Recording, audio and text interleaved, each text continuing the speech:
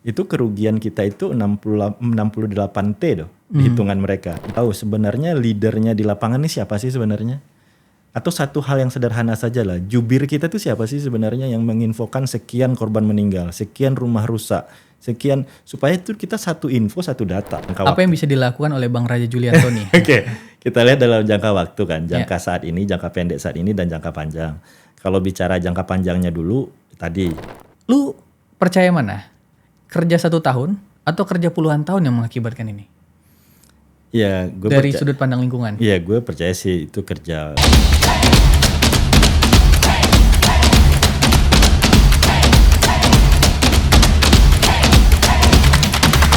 Oke, halo pemirsa Retorika Show. Kembali lagi bersama gue, Belmundo Scorpio. Dan hari ini gue bersama narasumber gue, Bang Riko Wahyudi. Selamat datang, Bang. Selamat datang. Makasih ya udah diundang. Siap. Bang Riko Wahyudi ini dari RCC. Apa RCC sebutannya ya? Research Center for Climate Change. Atau bahasa Indonesianya Pusat Riset Perubahan Iklim. Ya, dari Universitas Indonesia. Jadi cukup capable lah kalau kita ingin membicarakan seputar lingkungan yang sedang terjadi rame-rame ini, Bang.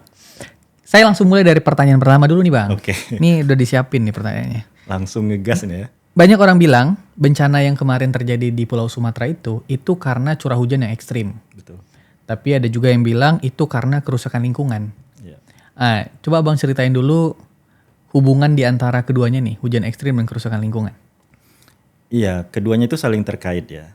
Jadi kalau kita bicara dalam konteks perubahan iklim misalnya, jadi kegiatan-kegiatan aktivitas manusia, misalnya melakukan deforestasi yang melepas emisi ke atmosfer, kemudian kegiatan-kegiatan industri dan lain-lain, itu melepaskan emisi atau gas rumah kaca. Gas rumah kaca itu bisa karbon dioksida, gas metan, CH4 gitu ya, N2O dan lain-lain, sehingga membuat atmosfer kita itu panas. Oke, atmosfer kita panas. Lalu ada sinar matahari kan, masuk ke bumi, itu seharusnya setelah diserap masuk ke bumi, dia harus dipantulkan lagi, sinar infrared itu keluar gitu. Nah tetapi karena atmosfer kita ini sudah tertutup dengan gas-gas rumah kaca ini, maka sinar matahari tadi yang seharusnya keluar dari atmosfer itu terperangkap.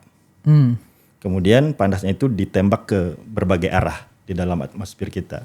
Sehingga suhu bumi itu menjadi panas. Jadi makanya sekarang kenaikan suhu kita itu dari zaman praindustri itu sudah, kalau datanya IPCC itu sudah 1,1 derajat Celcius. Kenaikannya dari zaman praindustri. Nah, dengan kenaikan suhu yang panas ini, maka dia akan mendorong untuk terjadinya penguapan. Kan panas nih air laut, suhu permukaan air laut panas, dia akan menguap nih ke atas, gitu kan. Nah, setelah menguap terkondensasi, karena saking panasnya, jadi uapnya juga besar, terjadi kondensasi, kemudian terjadilah curah hujan yang tinggi. Curah hujan yang tinggi, kemudian karena hutannya tadi sudah ditebang, nggak lagi bisa menjaga menahan curah hujan tadi, yaitu tadi akhirnya terjadilah longsor, banjir bandang yang kita lihat di Pulau Sumatera di 3 provinsi itu, Aceh, Sumatera Utara dan Sumatera Barat. Jadi dia berkorelasi. Jadi dimulai dari kerusakan lingkungan, suhu memanas, curah hujan tinggi, ya karena ulah kita tadi membuka hutan yang tidak bijaksana, itu tadi sehingga terjadilah gelondongan banjir yang kita bisa lihat di kasus di utara Sumatera. Oke. Gimana kalau posisinya gini, gue langsung tanya. Gimana kalau misalnya posisinya hutannya nggak ada deforestasi, hutannya tetap, tapi curah hujannya tetap naik kayak Abang bilang, bakal begitu?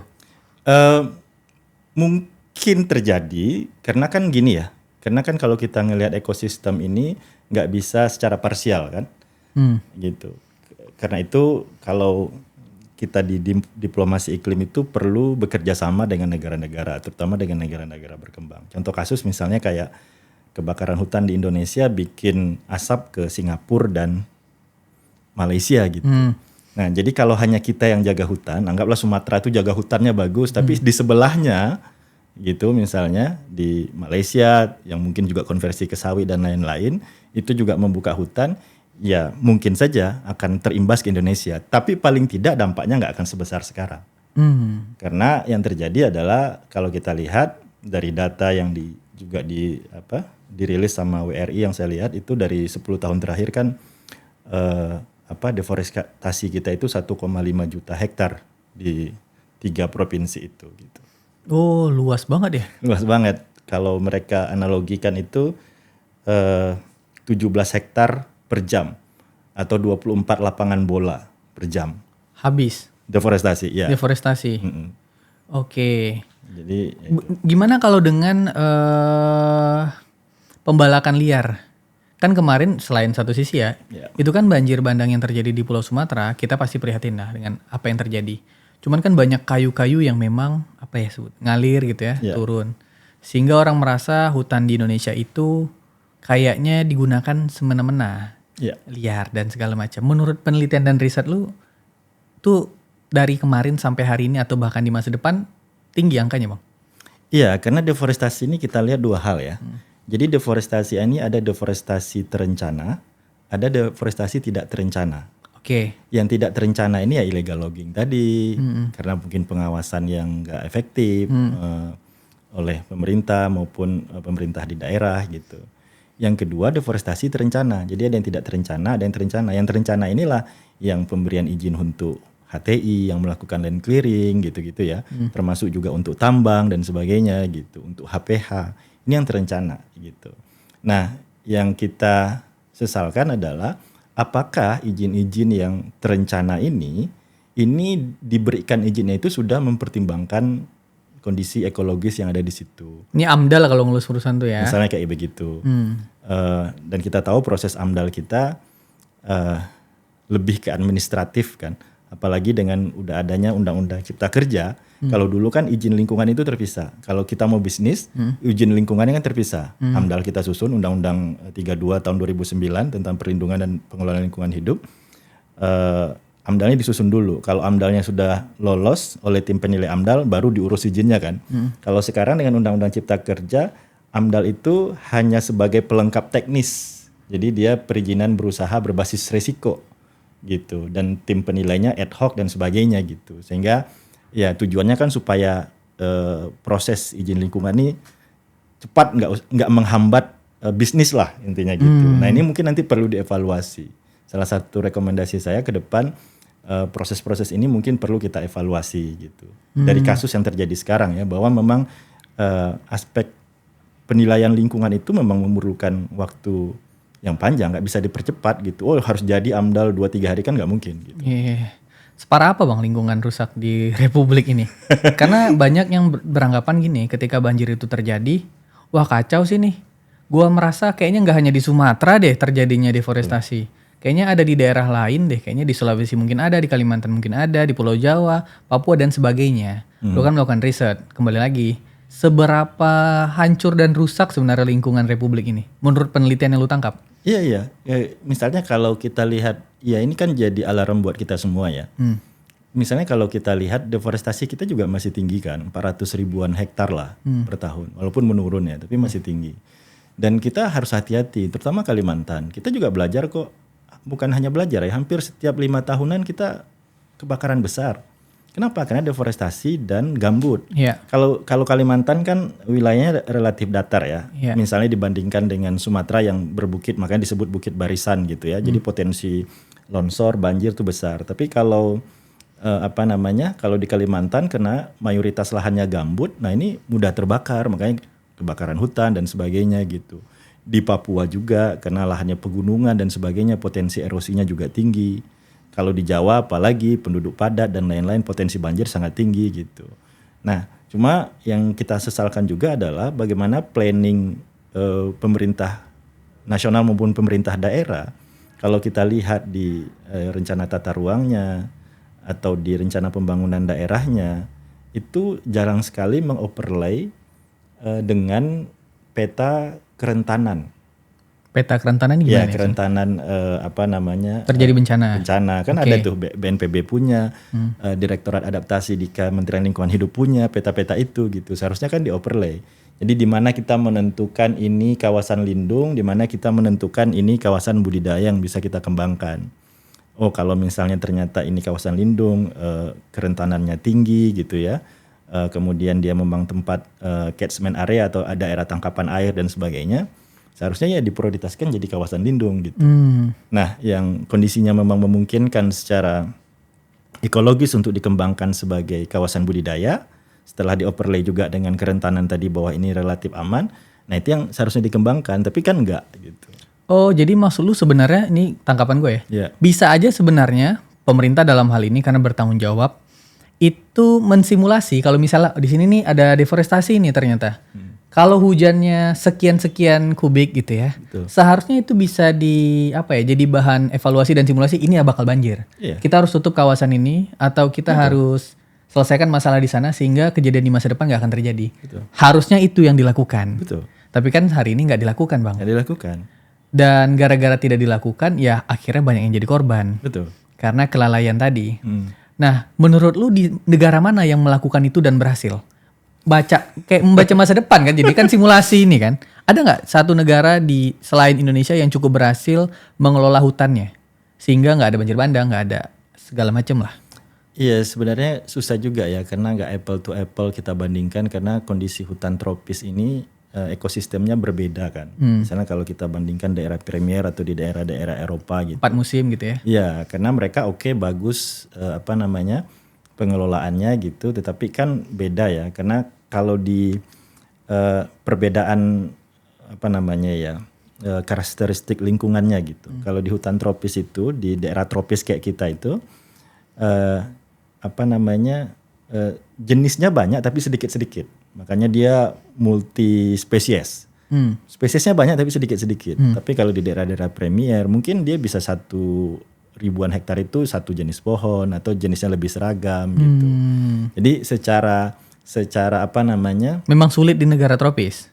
iya, karena negara tropis itu keanekaragamannya tuh tinggi sekali gitu. Kita aja kan nomor 3 keanekaragamannya di dunia, dan kita juga hutan terbesar nomor 3 di dunia, hutan tropis ya, setelah Amazon sama Kongo gitu. Nah, jadi memang kalau untuk di negara berkembang yang kaya hutan sih belum ada contoh juga ya. Yang benar-benar, karena kayak Brazil misalnya, itu Amazonnya juga luar biasa pembukaannya, Kongo juga sama gitu. Nah, ini yang jadi challenge bagi kita sih sebenarnya gitu. Nah, karena itu kita butuh bagaimana pemerintah ini pertama lebih komprehensif dalam planningnya dan lebih bijak dalam mengeluarkan izinnya. Karena itu kalau ketika orang bilang ini bencana alam, orang sudah protes, oh ini bukan bencana alam, ini bencana ekologis. Kalau bagi saya sih lebih spesifik lagi ya. Ini tidak sekedar bencana ekologis, ini bencana tanda tangan menurut saya.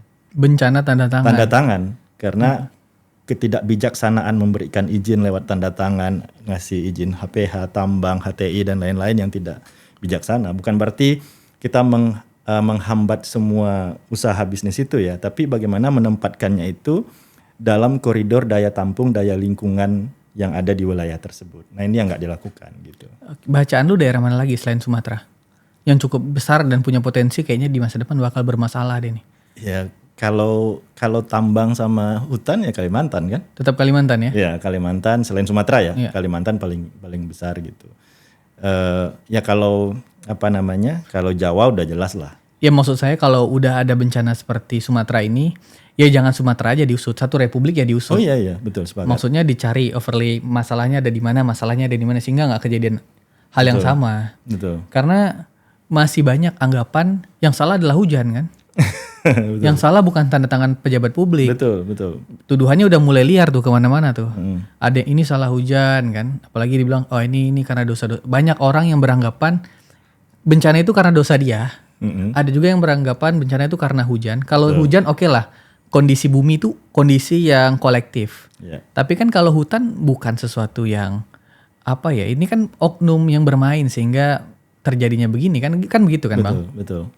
Nah, apa solusi lu? Apakah harus reboisasi nih lokasi-lokasi ini atau gimana? Ini aliran sungai aja bahkan berubah Bang, gue lihat di sosmed itu. Yang awalnya ada sungainya pindah ke sini. Yang awal ada sungai, hilang sungainya. Itu gimana Bang? Gimana solusinya menurut lu ini? Iya, pertama nih harus dibangun gini ya, pemerintah harus sadar dengan kejadian ini ya. Jadi kalau gue ngelihatnya itu ada dari sisi aspek kebijakan, kemudian juga ada dari aspek legal dan ada dari aspek teknis gitu.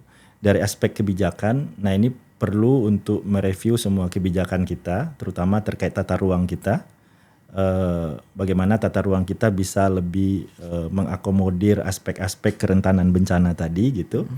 Dan kajian lingkungan hidup strategis yang disusun di masing-masing provinsi, kabupaten, kota yang sebenarnya itu wajib ya untuk tata ruang, untuk RPJMD itu betul-betul disusun secara komprehensif. Diperhatikan daya dukung, daya tampung lingkungan itu. Jadi misalnya HTI ya jangan dikasih, HTI itu kan hutan tanaman industri yang melakukan land clearing gitu ya. Jangan dikasih di daerah lereng yang kecuramannya lebih di atas 15% misalnya. Itu harus diatur sedemikian rupa. Jadi evaluasi kebijakan besar-besaran menurut saya ini momentumnya gitu. Kalau memang pemerintah mau komitmen, termasuk pengembangan sawit itu juga harus dipertimbangkan gitu. Karena jangankan sawit ya, karena sawit itu kan sebenarnya dia monokotil ya, dia bukan pohon sebenarnya, bukan pohon sejati bahwa dia bertumbuh iya gitu, tapi dia nggak berkambium, dia nggak bisa jadi kayu. Jangankan sawit, yang kayu saja kita tanam secara monokultur itu sudah tidak pas di negara tropis, menghilangkan biodiversitas, kerentanan untuk bencana juga, apalagi yang sawit ini perlu dipertimbangkan. Itu dari aspek polisinya. Dari aspek legalnya, harapan kita kasus di Sumatera ini diusut. Siapa pelaku-pelakunya, kalau sudah teridentifikasi ya diproses secara hukum, supaya juga menenangkan masyarakat gitu dan menunjukkan ada yang bertanggung jawab. Gitu. Termasuk tidak hanya pelaku bisnis ya, tapi membuat kebijakan juga. Ini gue mau tanya lagi. Kalau kita bicara tentang deforestasi atau lingkungan yang udah rusak tadi di beberapa tempat di Sumatera, itu kan untuk memperbaikinya bukan waktu sebentar. Curah hujan juga bukan sesuatu yang bisa kita atur walaupun ada aturan cuaca pakai pesawat itu kan. Betul. Kan bisa aja hujan datang kapanpun karena dunia lagi begini kondisi iklimnya. Dan nggak bisa diperbaiki singkat. Sedangkan warga punya rumah, tempat tinggal, tata ruang, lingkungan tinggal di sana. Ini gue mau nanya gini, apakah mereka harus pindah dari lokasi itu karena khawatirnya akan terjadi ancaman yang sama. Kayaknya warga nggak bisa deh tinggal di sini. Kayaknya harus pindah deh. Karena untuk memperbaiki hulu itu waktunya sangat lama. Lu gimana pandangannya? Ini kan nggak bisa solusi singkat kan, nggak ada. Nggak bisa langsung izinnya dicabut. Oke, izinnya dicabut tapi kan lingkungannya nggak berubah. Betul. Ini gimana jadinya? Iya. Ini ironis sekali kan? Ini ironis sekali, betul gitu. Karena untuk melakukan rehabilitasi terutama di kawasan hutan tadi gitu, itu memang nggak mudah. Menumbuhkan kayu itu kan butuh 30-40 tahun baru jadi hutan gitu. Nah, ini yang menurut saya sih nanti harus benar-benar dipetakan oleh pemerintah ya. Yang pasti sih saat ini menurut saya yang pertama, yang paling berat itu kan bukan pas bencananya ini sebenarnya, tapi pasca bencana ini yang paling berat sebenarnya kan. Tidak hanya bagaimana kita merehabilitasi hutan, membangun infrastruktur, tetapi bagaimana saudara-saudara kita itu di Sumatera ini kemungkinan akan datangnya penyakit, ya kan, kudis, macam-macam kita nggak tahu, diare dan sebagainya. Nah, yang pertama harus dibangun oleh pemerintah itu di tahap tanggap darurat ini menyiapkan semua aspek kebersihan, kemudian pelayanan kesehatan dan sebagainya itu dulu kan.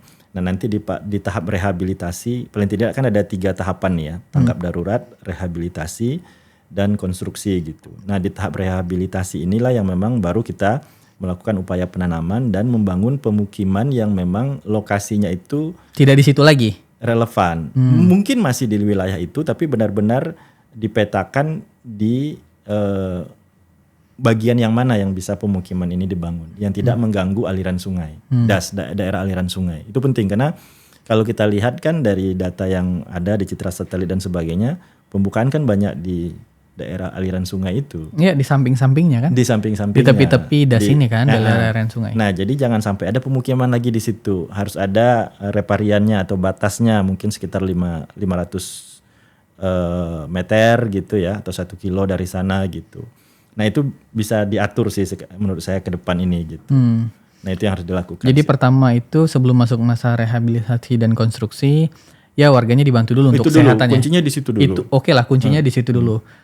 Oke lah itu sudah terjadi misalnya ya. Terus kemudian Belum kayaknya. Kayaknya belum juga. Iya, Oke. belum kayaknya. Tapi kita bayangkan dulu karena Iya. ini pengen masuk ke konstruksinya. Iya. Tahap 1, tahap 2, tahap ketiga warga kan tadi harus pindah ya minimal jangan di dekat das lah. Betul. Tapi di sebelah sananya lagi. Betul. Terus gimana dengan yang wild deforestasi ini? Ditumbuhin kan lama. Mhm. Ya kan yang bertanggung jawab gimana? Apa terhitung kerugian negara karena merusak lingkungan atau gimana pandangan lu tentang ini kan ini rusaknya bukan rusak Iya. satu tahun 2 tahun Bang ini. Iya. Ini rusaknya bisa puluhan tahun kan? Betul. Dan gede banget kerugiannya. Lu gimana mau apa ya? Pandangan lu lah terhadap tindakan-tindakan semacam ini. Betul. Jadi selain kita bicara prosesnya panjang, kita juga bicara finansialnya kan. Iya. Duitnya dari mana sih? Duitnya dari sebenarnya? mana? Duitnya dari mana? Nah, jadi yang pertama sih Masyarakat aja udah mulai donasi kok untuk nanam pohon kan? betul. Iya. Jadi yang pertama betul. Jadi sebaiknya siapa yang bertanggung jawab? Kan ada yang dua dipikirin kan. Satu si masyarakatnya harus pindah atau nggak pindah karena melihat situasi bisa aja hujan lebat. Satu lagi setelah itu diapain nih barang? Ya. Kayak uang negara lagi padahal yang rugiin Nah beberapa pihak. itu yang menurut saya harus dilakukan ya. Pertama cari siapa pelakunya. Apakah itu dari bisnis, termasuk dari pejabat-pejabat di daerah. Dan mereka bisa digugat, diminta sanksi gitu ya. Karena ada Undang-Undang 18 ya tahun 2013 itu terkait perusakan kawasan hutan itu bisa digunakan undang-undang itu gitu. Jadi dananya bisa diambil dari situ gitu. Yang kedua juga perlu dipertimbangkan kembali relokasi di RAPBN kita terutama untuk 2026. Karena kalau kita lihat di RAPBN kita 2026 alokasi untuk BNPB aja 500 miliar loh.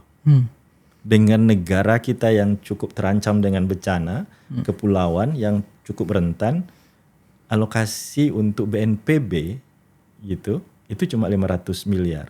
Gak sampai 1 T. Tahun ini 2,2. Besok tuh 500 ya. Kemudian kalau kita lihat untuk MBG itu kan 1 T per hari di 2026. Nah ini perlu direlokasi gitu. Coba di mana yang harus jadi skala prioritas gitu. Ya maksudnya pemerintah coba berbesar hati lah gitu. Bagaimana relokasi dilakukan dan dari dana-dana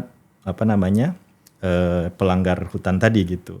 Karena kalau kita lihat modeling sementara yang dilakukan oleh teman-teman Selios gitu, itu kerugian kita itu 68 T doh hitungan mereka. Itu mempertimbangkan kerusakan yang terjadi, kemudian hilangnya pekerjaan gitu ya, kemudian hilangnya lahan pertanian, jembatan dan sebagainya itu 68 T loh.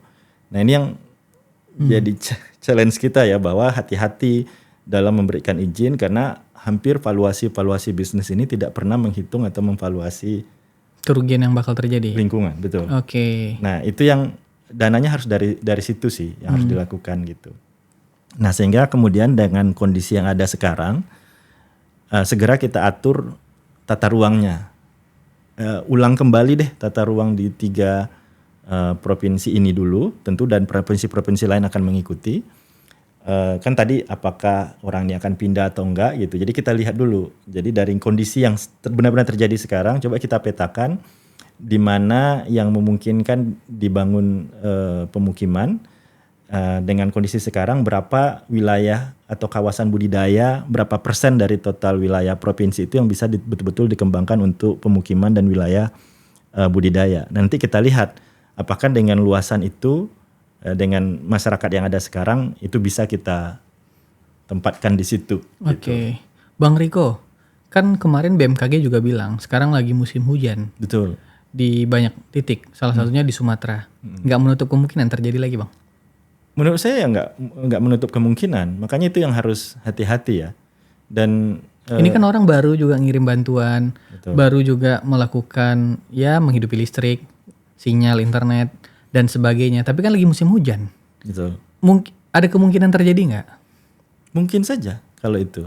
Kalau kemudian kita nggak siap untuk merespon ini dengan baik gitu, ya mungkin saja terjadi. Makanya kalau harapan gua gitu ya, secara personal gitu, mengharapkan leadership dari negara untuk segera mengkoordinasikan ini.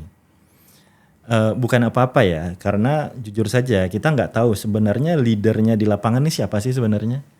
Atau satu hal yang sederhana saja lah, jubir kita tuh siapa sih sebenarnya yang menginfokan sekian korban meninggal, sekian rumah rusak, sekian, supaya itu kita satu info, satu data gitu. Kayak COVID setiap hari kita info kan, jumlah korban sekian. Gue nggak tahu siapa yang harus gue hubungin, siapa Tuh badan komunikasi pemerintah mungkin Bang. Siapa? Ada kan badan komunikasi pemerintah. Tapi kayaknya jarang preskon, nggak ngerti juga. Nah makanya karena ini kondisi masih darurat gitu ya, maksudnya masih rentan, masih riskan, makanya semua pihak itu harus ada di situ untuk mengatur strateginya. Jadi misalnya teman-teman di di BNPB gitu, apa yang harus dilakukan untuk mencegah kemungkinan adanya erosi lagi. Teman-teman di kehutanan secara pendekatan ekologis apa yang harus dilakukan supaya longsor susuran nggak terjadi gitu. Ya harus hadir di situ gitu dan tenangkan masyarakat di situ gitu. Nah kalau enggak kan kemarin katanya listrik mau menyala tuh, kalau kita lihat di media orang Aceh sekarang bilang katanya mau menyala listrik, sampai sekarang kan nggak nyala gitu. Sampai akhirnya minta maaf tuh yang bilang mau menyala. Nah itu karena kita kayak merasa nggak ada leadershipnya di situ, atau oke, kalau nggak mau presiden di situ tapi siapa?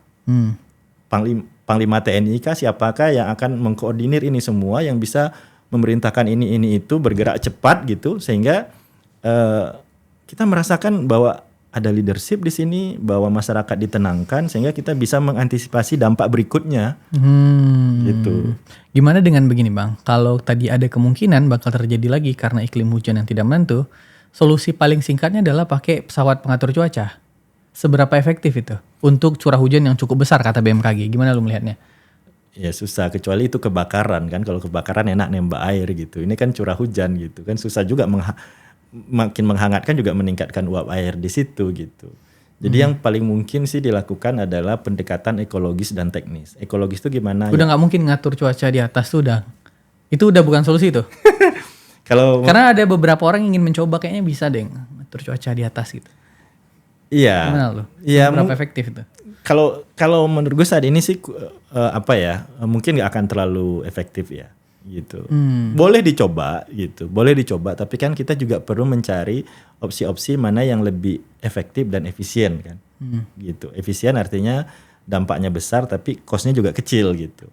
Jangan cost-nya besar ternyata impact-nya nggak seberapa gitu. Jadi kita perlu cari mana yang lebih efisien dan lebih efektif. Nah, maka pendekatan ekologis dan teknis itu bisa dilakukan sih. Pendekatan ekologis itu artinya pendekatan bagaimana sekarang secara ekologis yang bisa dilakukan oleh teman-teman Kementerian Kehutanan misalnya dengan kasus seperti ini. Apakah kemudian perlu segera melakukan rehabilitasi, kemudian pengaturan arah air, debit air dan sebagainya. Nah, secara teknis juga begitu gitu. Gimana teman-teman BNPB, PUPR gitu, itu segera melakukan konstruksi sementara yang bisa mengantisipasi mungkin kalaupun terjadi ya mungkin nggak bisa 100%, tapi paling tidak kita bisa meminimalisir dampak yang mungkin akan terjadi susulannya ke depan. Apa yang bisa dilakukan Kementerian Kehutanan selain Gakum, penegakan hukum untuk para perusahaan atau tambang ilegal atau pembalakan liar? Selain itu apa yang bisa dilakukan Kementerian Kehutanan menurut Bang Riko? Selain melakukan penegakan hukum maksudnya? Iya, kan sekarang lagi rame kan nutup. Selain itu apa yang bisa dilakukan Kementerian Kehutanan? Iya, jadi memang kita lihat dari dua ini ya jangka waktu. Apa yang bisa dilakukan oleh Bang Raja Julianto nih? Oke, kita lihat dalam jangka waktu kan, saat ini, jangka pendek saat ini dan jangka panjang. Kalau bicara jangka panjangnya dulu tadi, jadi moratorium dulu izin ini dievaluasi, diatur apakah itu jangka panjangnya. Itu harus dilakukan lah itu. Ya, nggak bisa nego lah itu. Itu harus dilakukan gitu. Harus dilakukan dan siapa yang melanggar ini harus diinvestigasi lah, dilakukan proses hukum gitu. Nah, kalau yang sekarang yang kemudian mungkin bisa dilakukan oleh Kementerian Kehutanan gitu. Ya itu tadi bisa melakukan upaya-upaya tindakan-tindakan ekologis di lapangan untuk sementara mencegah dampak yang mungkin timbul gitu. Tapi memang problemnya nggak mudah juga ya, karena akses ke situ tuh juga nggak gampang gitu. Akses untuk menjangkau lokasi dan sebagainya gitu. Nah sebenarnya kan di kehutanan itu kita punya ada yang disebut namanya KPH ya, Satuan Pemangkuan Hutan. ya Kesatuan Pemangkuan Hutan KPH, atau di konservasi kita menyebutnya bisa Taman Nasional, bisa BKSDA gitu. Nah, selama ini kan mereka yang melakukan upaya-upaya perlindungan di tingkat tapak gitu ya. Nah, tingkat tapak nih maksudnya? Di level daerahnya, di site-nya gitu, di site-nya gitu. Nah, mereka kan juga tahu tuh gimana pola-pola yang terjadi di situ dan sebagainya gitu. Dan biasanya kayak di DAS itu mereka punya forum DAS biasanya, yang multi stakeholders. Nah, gimana tindakan-tindakan ini bisa dilakukan disupport oleh KPH dan unit-unit konservasi yang ada di lapangan ini, menurut gue sih ya, yang bisa di jalan apapun lah yang mereka bisa lakukan dengan sumber daya yang mereka miliki. Tapi kita lihat juga nih seberapa parah juga mereka terdampak ya. Tapi apapun yang bisa mereka lakukan gitu, karena kita lihat nih banyak juga satwa-satwa yang tidak hanya manusia loh ya, harimau yang kebanjiran dan macam-macam. Ini kan sebenarnya tugasnya teman-teman unit konservasi Kementerian Kehutanan gitu. Jadi juga jangan kita fokus ke manusia, tapi yang satwa ini juga perlu kita lindungin gitu. Nah, sekarang gimana caranya nih satwa-satwa juga diatur. Jadi apapun lah yang bisa dilakukan. Karena kalau satwa-satwa ini hilang juga, jadi rantai makanannya nggak sempurna, hutan kita juga jadi problem sendiri. Kalaupun bertumbuh juga jadi problem juga kalau spesies kuncinya juga nggak ada. Gitu. Jadi itu apapun lah yang bisa dilakukan. Nah, sekarang yang penting bagaimana Kementerian Kehutanan memetakan unit-unit pengelolaan yang ada di tingkat tapak ini, lalu apa sumber daya yang sedang mereka miliki saat ini. Nah, itu bergerak gitu, dikoordinasikan, dikomandoi oleh oleh Kementerian Kehutanan gitu ya. Terserah apakah langsung Pak Raja Juli atau siapa yang ditunjuk. Penting komandonya jelas lah. Komandonya jelas. Kan ada juga ini masuk sedikit agak nyenggol-nyenggol politik Mas, tapi masih kehutanan. Banyak yang menyalahkan Menteri Kehutanan. Baru setahun kerja kayaknya kerusakan yang terjadi puluhan tahun dilupakan. Kan kehutanan tuh bukan kerja setahun 2 tahun. Itu kerja puluhan tahun. Jauh bahkan sebelum tahun 2000-an kehutanan tuh udah bekerja banyak. Pemberian izin, pelepasan hutan dan sebagainya. Lu percaya mana? Kerja 1 tahun atau kerja puluhan tahun yang mengakibatkan ini? Ya, gue dari sudut pandang lingkungan. Iya, gue percaya sih itu kerja rentetan peristiwa puluhan tahun ya. Bukan hanya kerja akibat Raja Juli 1 tahun ini, enggak lah. Pasti proses alih fungsi lahan yang sudah terjadi puluhan tahun. Terutama mungkin juga sebelum ini ya, periodenya Bu Siti kan. Sebelum itu kan juga pembukaan alih fungsi lahannya luas juga, bahkan pelepasan kawasan hutan juga luas di zaman itu ada datanya gitu. Yang menteri yang angkat beras gitu kan di zaman dia kan juga besar itu alih fungsi lahannya gitu. Jadi ini proses panjang gitu. Nah cuma kan mungkin Pak Raja Juli itu perlu ketika dia masuk gitu ya, dia perlu untuk melihat mengevaluasi semua izin ini.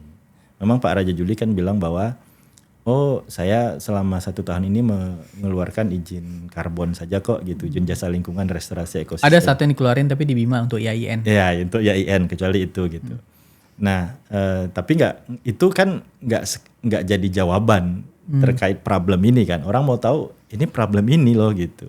Nah, seharusnya kan itu bisa dilakukan evaluasi ya, semua izin ini, mana kemudian perusahaan-perusahaan yang nakal yang harus diberikan sanksi atau bahkan mungkin juga dicabut gitu kan.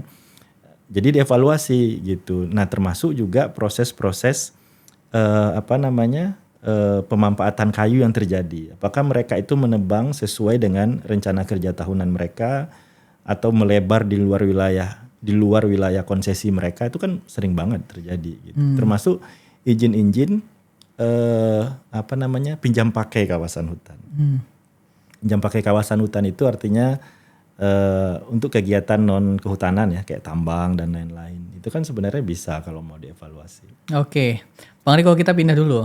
Oke lah, tadi iklim yang terjadi, pembalakan liar, deforestasi yang terjadi di daerah, di kawasan hutannya menyebabkan banjir. Tapi kalau kita bicara banjir nggak hanya terjadi di daerah, di kota juga ada banjir. Betul. Dan nggak ada hutannya, termasuk Jakarta. Gimana lu membaca banjir Jakarta dulu deh? Ini kan nggak ada pembalakan liar nih kan? Tapi tanah turun. Lu gimana membacanya? Ada statement Pak Ahok nih. Itu bisa sampai Monas katanya. Iya, banjir Jakarta kan juga disebabkan di daerah hulu kan. Iya. Dari Bogor, dari mana daerah-daerah hulu kita gitu yang hutannya juga dirusak kan sebenarnya. Oh, oke. Iya kan? Enggak, dalam bayangan gue pikir air laut naik. Air laut naik, kita menurun, iya gitu. Oke. Itu juga ada potensi. Itu potensi satu. Iya, tapi potensi banjir kita yang terjadi sekarang kan karena ini kan di Katulampa dan macam-macam debit air menaik karena hutan kita dirusak di hulu kan. Karena Jakarta kan daerah hilir kan sebenarnya gitu. Dulu kayaknya ada contoh yang menarik tuh. Kita menyebutnya Payment for Ecosystem Services, PES gitu. Setahu saya dulu ada contoh kasus di Kabupaten Kuningan dengan Kabupaten Cirebon. Jawa Barat. Ya, Jawa Barat. Karena Kuningan itu di hulu dan Cirebon di hilir sehingga ada mekanisme pembayaran untuk kabupaten Kuningan supaya mereka jaga daerah hulunya gitu. Oh. Gitu. Kalau nggak salah itu transfer APBD deh kalau nggak salah. Cuma waktu itu juga dapat tanggapan dan respon dari Kemendagri ya. Apakah ini pola ini ada legalnya dan sebagainya gitu. Tapi hal-hal seperti itu bisa dikembangkan. Artinya berarti Jakarta membayar ke Bogor untuk menjaga hutan mereka? Kalau mau sih begitu. Jadi pendekatan kita itu pendekatan regional, nggak bisa pendekatan per provinsi gitu. Oh, oke. Iya kan? Menarik. Ya. Dia harus bayar untuk menjaga hutan supaya dia nggak kebanjiran. Iya, kalau nggak kan misalnya gini, kalau lu tinggal di hulu, orang di hilir gitu, lu di hulu gue di hilir. Gue di hilir tuh buka aja, gue buka ini, gue kaya lah. Karena buka hutan, buka ini, gue berbisnis ekstraktif. Karena gue di hilir gitu. Lu di hulu ngeliat itu, oh parah nih orang gitu. Kayak sendiri nih, gue di sini nggak ngapa-ngapain, nggak boleh nebang, nggak boleh ini. Gue miskin gitu. Ya udahlah, gue rusak juga deh di sini gitu. Nah, kan ada ini kan, ya untuk mengkompensasi itu tentu ada kalau dia mau jaga hutan ada opportunity cost-nya kan. Ada biaya peluang dia yang hilang gitu, yang dia bisa memanfaatkan itu. Kuningan sama Cirebon masih begitu, Bang? Kayaknya udah enggak ya, mungkin nanti dicek lagi karena kayaknya ada mungkin nanti bisa dicek ke Kemendagri ya, karena legal payung hukum kita untuk proses-proses ini kan masih belum ya, kita belum se-advance itu juga. Gitu. Gue jadi kepikirannya, gue jadi compare-nya begini, oke lah itu Jakarta dan Bogor, Jakarta dengan APBD gede mampu memberikan ke Bogor tuh biaya untuk menjaga hutannya. Kalau di Sumatera kan nggak make sense. Misalnya daerah Aceh Tamiang yang terkena dampak, harus bayar ke hilir supaya nggak ditebang tuh gimana caranya kan? Apa harus bayar ke pemerintah pusat? Daerah yang kecil kan jadi bukan solusi kalau bagi di daerah. Tapi untuk daerah kota mungkin ada masuk akalnya. Tapi kalau di daerah-daerah kecil kan jadi itu bukan solusi yang bagus juga sebenarnya ya kan? Gimana lu melihatnya? Nah, sebenarnya daerah enggak juga. Kalau kayak kita lihat di di Sumatera itu tadi kan, karena dia kan bukit barisan, ini ada bukit-bukit yang tinggi. Nah yang dirusak kan yang di bukit-bukit ini sebenarnya.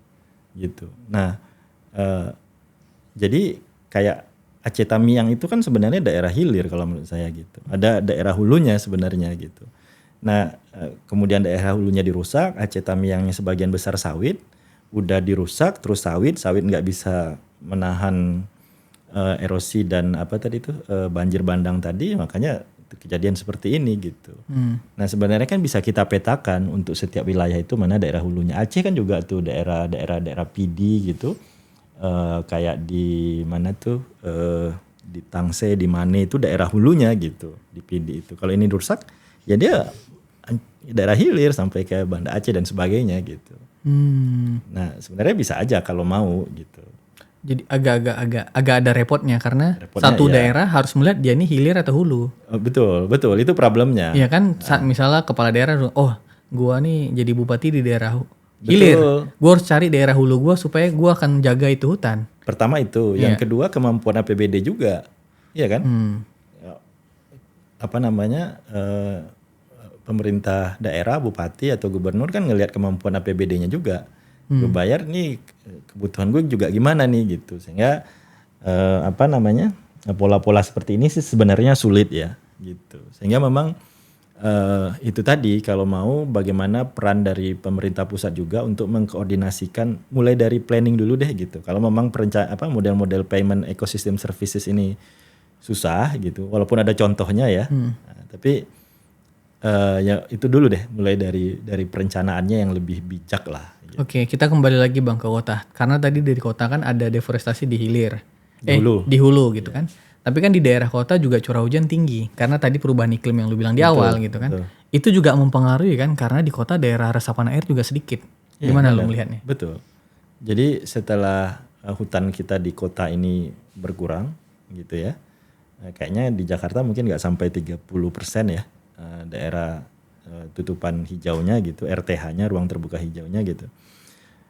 Sehingga ya itu tadi karena perubahan iklim, suhu panas, curah hujan tinggi, lalu kemampuan kita untuk menyerap banjir ini nggak kuat. Bahkan sumur-sumur resapan yang dibangun juga nggak sanggup untuk menampung. Sumur resapan karya Anies tuh gimana, efektif Ya nggak juga kan. Dan pembangunannya juga problematis kan. Proses izin dan lain-lain gitu. Bahwa itu salah satu upaya atau ide, oke. Efektif nggak untuk nampung air tuh sumur resapan? Kalau memang sesuai yang target jumlah waktu itu yang dia sampaikan tuh berapa puluh ribu ya, 60 ribu atau berapa gitu. Air dialirin ke tanah gitu kan? Iya, gitu. Nah, tapi kan nggak tercapai kan target itu gitu. Masih ada juga yang banjir. Masih ada juga yang banjir karena susah juga kan untuk membangun itu. Diameternya, izinnya, ini lokasinya di mana dan sebagainya. Itu tuh yang membuat proses-proses seperti itu tuh susah gitu. Karena pendekatan-pendekatan teknis seperti itu tuh ya itu problemnya gitu. Oke, kita lompat deh. Iklim deh, karena lu ikut serta dalam acara COP. Gimana Bang situasi dunia menanggapi iklim ini di sana gitu, dan apa peran Indonesia tuh untuk itu? Iya, sebenarnya kan dengan adanya Paris Agreement ini kita berkomitmen untuk mencegah kenaikan suhu 1,5 derajat. Awalnya sebenarnya Paris Agreement itu 2 derajat dari zaman praindustri. Kemudian para ilmuwan IPCC gitu, International Panel on Climate Change itu, Intergovernmental Panel on Climate Change itu mengatakan bahwa kalau 2 derajat habislah kita gitu. 18% biodiversitas hilang, 99% terumbu karang hilang. Kita jangan sampai 2. 1,5 deh gitu. Nah, untuk mencapai 1,5 itu, maka masing-masing negara, tidak hanya negara maju tapi negara berkembang, harus menyusun komitmennya berapa penurunan emisi yang harus mereka turunkan gitu. Nah, sayangnya kan memang dalam dinamikanya yang dulu menandatangani Paris Agreement ini, Presiden Obama dari Amerika tiba-tiba pindah ke Trump, mereka mencabut diri dari komitmen Paris Agreement kan. Oh gitu, nggak mau ikut serta mereka dalam pengurangan emisi? US nggak. Oke. Trump nggak percaya perubahan iklim kan, penting pertumbuhan ekonomi. Nah, makanya semua proyek-proyek Amerika lewat USAID dan lain-lain, itu nggak ini kan, nggak berjalan lagi di Indonesia gitu. Iya, udah stop gitu ya, karena itu tadi, karena Trump sudah termasuk membekukan USAID-nya sendiri gitu. Nah, itu challenge kita bahwa negara sebesar Amerika nggak lagi berpartisipasi di dalam di dalam Paris Agreement ini. Ya tinggal sekarang Cina yang ngasih sama negara-negara Uni Eropa gitu. Nah, sebenarnya sudah banyak mekanisme-mekanisme pendanaan yang dibangun gitu. Cuma memang yang kita sayangkan di keputusan COP30 ini, peralihan atau transisi dari fossil fuel itu nggak disebutkan dalam secara nyata dalam multi-round decision itu. Nah, itu yang kita sayangkan gitu. Kan, tapi kita paham penyebabnya juga ya, bahwa misalnya negara berkembang tuh menuntut negara maju sediain dong pendanaan, funding untuk negara berkembang untuk ikut serta dalam transisi energi ini gitu. Di satu sisi negara berkembang menuntut itu di koalisi negara berkembang. Negara maju tentu ngelihat juga, oke, kami kalau mau ngasih duit, tapi bagaimana sih kesiapan negara-negara berkembang ini gitu. Karena problematis juga kan, misalnya negara berkembang ini apakah secara regulasi mereka sudah kuat, kemudian safeguard-nya sudah baik, memastikan tidak hanya transisi tapi juga just transition, berkeadilan, adil secara ekologi. Tadi yang kita cerita bahwa ini PLTB biomas tapi sumbernya dari merusak land clearing hutan alam misalnya. Ini kan problem kan. Jadi aman secara lingkungan ekologis tapi juga aman secara sosial gitu. Jadi bagaimana struktur subsidi kita, bahwa subsidi kita masih besar untuk fossil fuel, makanya harga batu bara itu per kWh kan cuma 300 sampai 400 rupiah dibandingkan dengan renewable energi yang harganya bisa 1000 sampai 1500. Lebih mahal ya? Lebih mahal kan renewable energi. Nah kalau ini masuk ke PLN dengan struktur subsidi seperti ini gitu, terus PLN naikin harga yang masyarakat juga menjerit. Gitu. Jadi nggak berkeadilan sosial. Jadi mekanisme seperti ini yang sebenarnya harus diperjelas dulu dalam planningnya. Jadi Paris Agreement itu Indonesia walaupun ikut serta masih ini Bang ya, masih mencari bentuk ya. Kira-kira bakal seperti apa dan bagaimana gitu ya. Betul. Makanya bagaimana kesiapan kita untuk hadir ke dalam negosiasi itu penting ya. Secara internal kita kuat dulu gitu. Kalau enggak kan apa yang mau kita sampaikan, apa yang mau kita tawarkan di situ. Makanya ujung-ujungnya kan kalau untuk energi itu maunya loan gitu kan. Kalau untuk kehutanan memang sudah ada pendanaan-pendanaan. Misalnya kayak di Kaltim ya, di Kalimantan Timur kita itu ada pendanaan dari Bank Dunia. Nama programnya Forest Carbon Partnership Facility. Jadi di Kalimantan Timur itu diminta menurunkan emisi dari deforestasi sebesar 22 juta ton CO2. Nanti mereka akan dapat result based payment sebesar 110 US dollar. 110 tuh berapa rupiah tuh? Segitulah. Ya segitulah. Gini, nah nanti muncul tuh. 1,5 atau triliun lah tergantung kursnya. Kalau di Jambi kita juga dapat funding juga. Satu provinsi Jambi kita diminta menurunkan 14 juta ton CO2 selama 5 tahun. Lalu kita akan dibayar oleh Bank Dunia sebesar 70 juta US dollar atau sekitar 1,1 triliun. Gitu. Jadi sebenarnya di beberapa titik udah ada upaya-upaya semacam ini udah dari konkret. beberapa funding itu. Betul. Dan sebenarnya Indonesia gerak ke sana, cuman memang agak pelan ya. Betul, itu dia. Itu poinnya ya. Itu poinnya.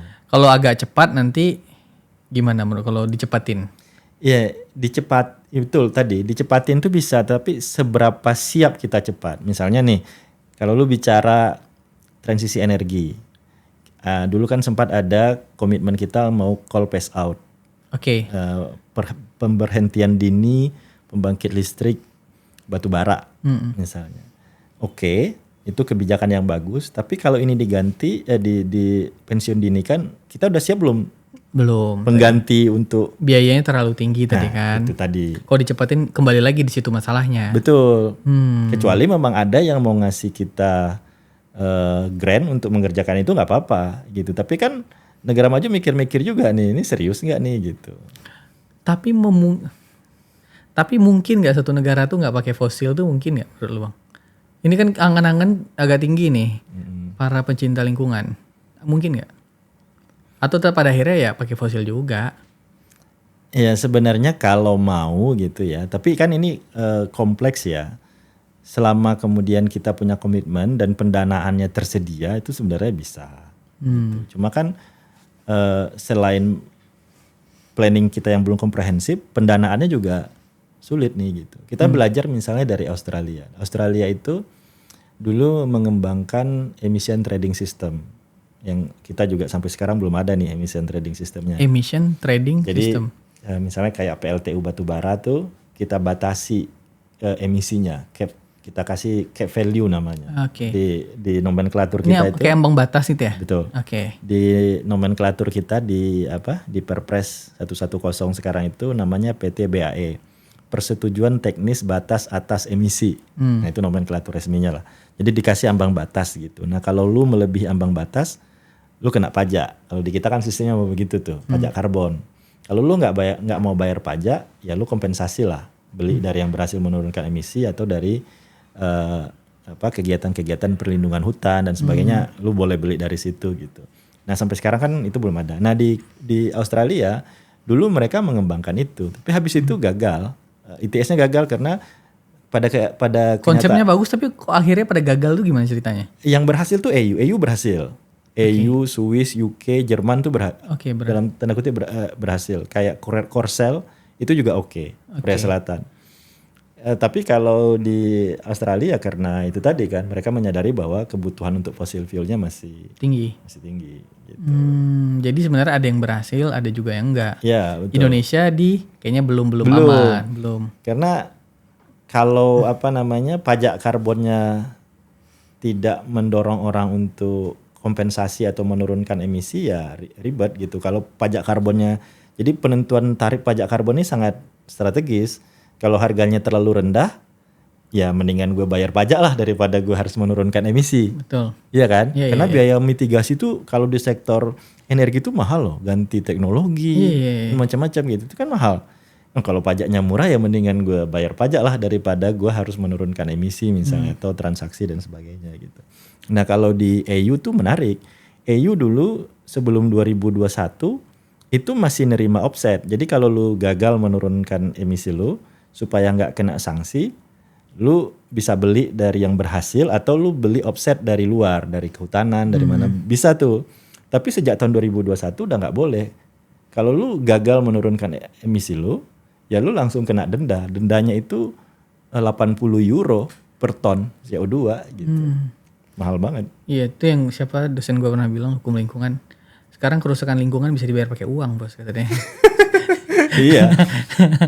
Ya makanya ada aliran-aliran terkait terkait perdagangan karbon model-model seperti ini gitu. Ya ada aliran yang sangat konservasionis yang menolak ini karena bagi mereka di mana terjadi emisi ya di situ harus diturunkan. Tapi ada ahli yang moderat, yang tengah-tengah ini. Ya market yang moderat lah. Mereka oke perdagangan karbon tapi mereka concern di integritasnya. Tapi ada juga yang market fundamentalis neoklasik yang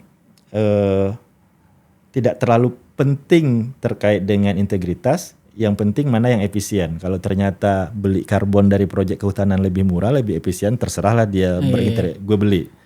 Tapi ada juga yang ahli-ahli degrowth, post growth gitu yang mengatakan, wah kita nggak bisa kayak gitu, semuanya harus diukur dari lingkungan dulu. Jadi kalau aliran ini kan nggak percaya pertumbuhan ekonomi, batasnya harus lingkungan dulu. Tapi ada juga yang ahli yang tadi lu juga singgung, geoengineering gitu, yang percaya bahwa teknologi itu bisa, gitu. Jadi mereka percaya dengan teknologi, termasuk mungkin dengan isu tadi ada yang mendorong lu daripada, tapi ini bukan statement gue ya, tapi lu daripada bicara transisi dari fossil fuel ke renewable energi, kenapa lu nggak mau nuklir misalnya kayak gitu kan? Itu ahli-ahli yang teknologi. Nah, jadi ahli teknologi mencari alternatif lain ya. Ya, betul. Untuk energi. Dia lebih ada aliran yang sangat percaya teknologi gitu. Oh, oke. Nuklir tuh ada tuh, mulai tuh tenaga nuklir, tenaga banyak lah tuh segala macam. Betul. Bang, ini juga karena kita nggak lama-lama, ini satu fenomena yang menarik menurut gua yang lu harus tanggapi sebagai researcher lingkungan. Adalah ada upaya untuk membeli hutan oleh masyarakat. Lu dengar nggak influencer kayak Pandawara gitu, ngumpulin uang deh kita untuk beli hutan gitu. Ini fenomena yang sudah pernah terjadi sebelumnya di luar, atau ini hal yang biasa aja, atau ini hal yang luar biasa? Coba gimana lu melihatnya? Akan banyak bang kalau satu melakukan itu, akan banyak kelompok-kelompok lain yang akan melakukan itu. Iya, jadi oke ya. Tapi kan gini ya. Membeli hutan ini perlu kita definisikan dulu nih kayak gimana. Membeli itu maksudnya menjaga nggak diapa-apain kali gitu ya? Iya, nah karena gitu kan, karena kan mekanisme. Jadi memang di negara kita ini atau di negara berkembang, hutan ini kan dikelola oleh negara ya, atau dalam tanda kutip milik negara. Kalau di negara-negara maju banyak yang private yang ngelola, personal, individu, tapi mereka menjaga hutan gitu. Nah kalau kita nggak negara, makanya skema yang muncul karena dia milik negara atau dikuasai oleh negara, dikelola oleh negara, skemanya perizinan, gitu. Jadi statusnya perizinan. Jadi kalau masyarakat mau beli, ya boleh saja gitu. Tapi ketika mau membeli itu kan berarti prosesnya perizinan dengan sistem yang ada sekarang ya.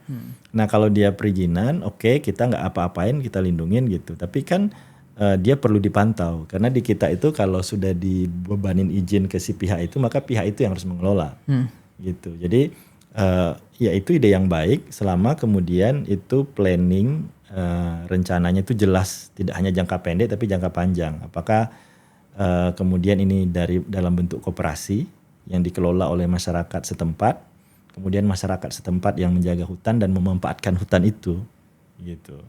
Nah, kalau di kehutanan sebenarnya ada mekanisme perhutanan sosial. Tapi kan kalau mekanisme perhutanan sosial itu luasannya biasanya kecil-kecil, kecuali di Papua. Biasanya ya 100 hektar, 1.500 hektar dan lain-lain. Nah, tapi kalau mau skala besar, kan yang dapat skala besar ini perusahaan gitu. Nah, kalau memang mau kita mengelola ini ya harus ada yang ngurusinnya. Yang ngurusinnya itu bisa masyarakat ya, jangan korporasi ya tadi, tapi bentuk koperasi gitu. Oke, terima kasih banyak Bang Riko Wahyudi atas waktunya. Oke. Mudah-mudahan sehat selalu. Amin. Dan Makasih. kalau ada persoalan lingkungan atau kehutanan, kayaknya kita bakal ngobrol lagi. Siap. Oke, terima kasih Bang sekali lagi dan terima kasih banyak pemirsa Retorika Show. Sampai jumpa.